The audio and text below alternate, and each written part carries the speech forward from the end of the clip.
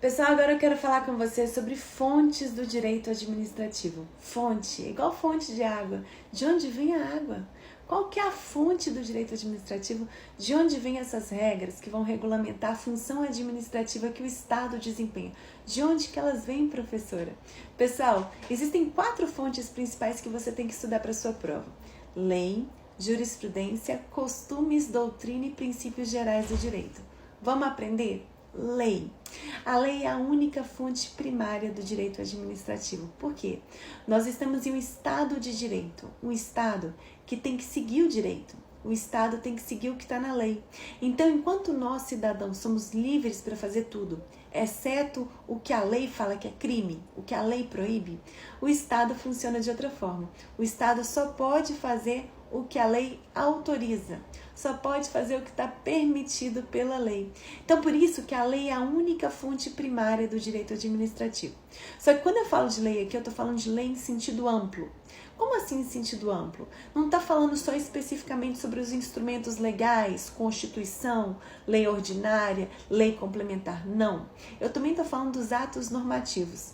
Existe uma hierarquia entre as normas. Aqui no topo está a Constituição, aqui abaixo tem as leis ordinárias, leis complementares e abaixo das leis eu tenho os atos normativos. São normas. O que são esses atos normativos? Uma resolução, um decreto, uma portaria é um ato normativo. E quando eu estou falando aqui de lei em sentido amplo, eu estou falando de todos os instrumentos normativos que podem ser editados a respeito do direito administrativo. Ou seja, eu estou falando da Constituição, das leis complementares, leis ordinárias e também dos atos normativos infralegais. Eu estou falando de tudo isso. Lei em sentido amplo, abrangendo todos os instrumentos normativos. Isso é questão de prova, hein? Beleza. Segundo ponto, segunda fonte é a jurisprudência. Jurisprudência é o conjunto dos julgados do Poder Judiciário sobre a atuação do Estado, sobre a administração pública. A gente sabe que uma decisão de um juiz isolada em um único processo gera efeito entre as partes do processo. Então, se você processou o Estado e o Estado teve que te indenizar, você recebeu uma indenização e eu nem fiquei sabendo disso. Os efeitos daquela decisão são entre as partes. Entretanto, existem algumas decisões que são do Poder Judiciário que têm um caráter mais importante, que vão gerar o que a gente chama de efeitos erga omnes. Erga omnes, para todos, efeitos para todo mundo. Por exemplo, a súmula vinculante. O que acontece?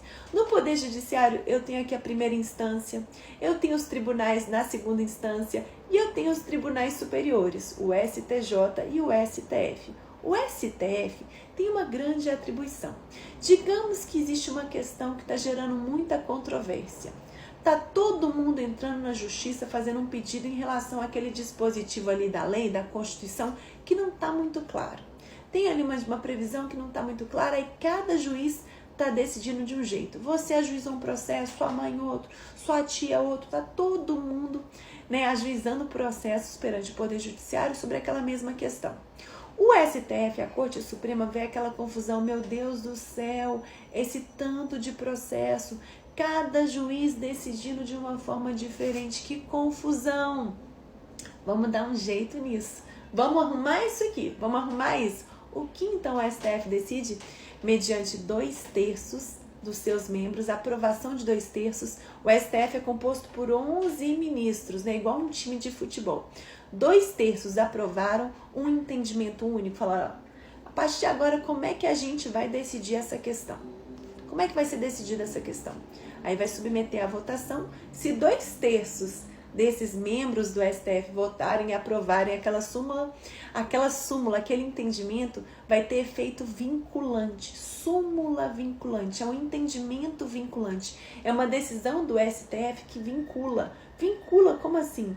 A partir de agora, a partir da edição daquela súmula, todos os outros juízes vão ter que seguir aquele entendimento e também a administração pública, o Poder Executivo vai ter que seguir aquele entendimento. Ou seja, a súmula vinculante é uma decisão do Poder Judiciário que tem um caráter erga omnes, que produz efeitos para todo mundo. Então, ela é muito mais importante do que uma mera jurisprudência. A mera decisão de um juiz isolado só gerou efeitos entre as partes. Então, a jurisprudência a gente chama de uma fonte secundária do direito administrativo. Vai influenciar de forma secundária como que o Estado vai atuar. Uma vez que o Estado ficou sabendo que ele foi condenado naquela situação, poxa, não vai agir assim de novo. Então, a jurisprudência vai influenciar, sim, uma mudança na administração pública, mas de forma secundária. Agora, a súmula vinculante, ela é mais importante do que uma mera fonte secundária. A gente chama ela de fonte o quê? Principal ou direta. A fonte secundária está aqui, ela está aqui, na metade. Eu tenho a lei aqui, fonte primária, tenho as fontes secundárias e tenho aqui a súmula vinculante. Fonte o quê? Principal ou direta, beleza? Além disso, gente, eu também tenho os costumes. Fontes secundárias indiretas também, costumes, gente. Como que a administração costuma administrar, costuma conduzir essa situação? Os costumes e também a doutrina. A doutrina é o conjunto dos estudos, dos estudiosos sobre a matéria do direito administrativo. Essa parte aqui da súmula está aqui explicadinha com exemplo. Então, não pode esquecer que isso é matéria importante, viu?